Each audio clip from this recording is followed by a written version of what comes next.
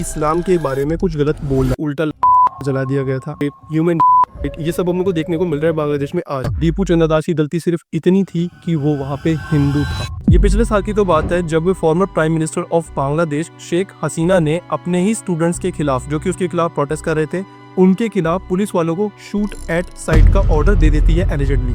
अब भाई पुलिस वाले अंधाधुंध प्रोटेस्टर के ऊपर फायरिंग कर देते हैं और उस फायरिंग के अंदर 1400 से 2000 लोग मारे जाते हैं, जिसके अंदर काफी ज्यादा स्टूडेंट्स भी होते हैं बांग्लादेश के। अब इस इंसिडेंट के बाद जो कि भीड़ बांग्लादेश की है वो काफी ज्यादा गुस्सा जाती है और शेख हसीना के घर पे चली जाती है उसे के लिए। लेकिन शेख हसीना उसी समय उड़कर बांग्लादेश से इंडिया आ जाती है, इंडिया की सिक्योरिटी में।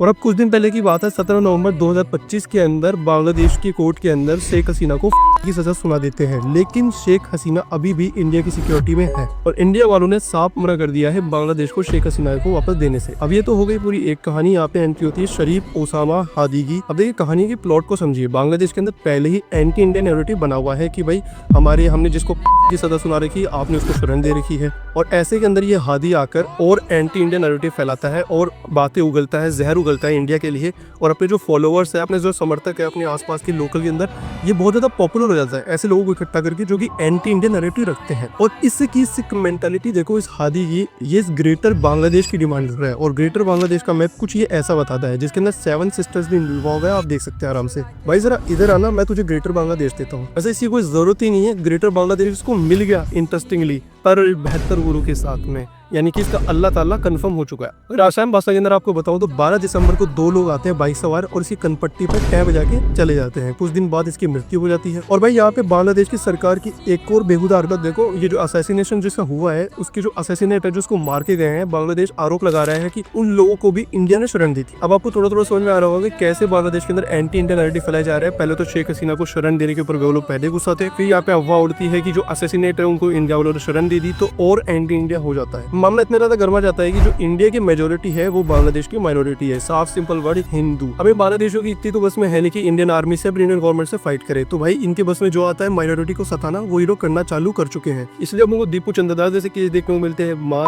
ह्यूमन, ये सब हमको देखने को मिल रहा है बांग्लादेश में आज। अब भाई मेरा सवाल सीधा है यूएन से, ह्यूमन राइट कमीशन से, इंडियन गवर्नमेंट से, इंडिया से, यूएसए से, कि तुम लोग कर क्या रहे हो बांग्लादेश की माइनॉरिटीज के लिए। अभी हाल ही में अपने दीपू चंद्रदास का फेस तो देखा ही था कि उसे कैसे पेट से उल्टा जला दिया गया था। और अब जो रिपोर्ट सामने आई है, RAB रैपिड एक्शन बटालियन जो कि बांग्लादेश के ही है, उसके चीफ कमांडर इन चीफ जो है वो साफ साफ कहते हैं कि ऐसा कोई भी जांच के अंदर सामने नहीं आया है कि दीपू चंद्रदास ने इस्लाम के बारे में कुछ गलत बोला। दीपू चंद्रदास की गलती सिर्फ इतनी थी कि वो वहाँ पे हिंदू था।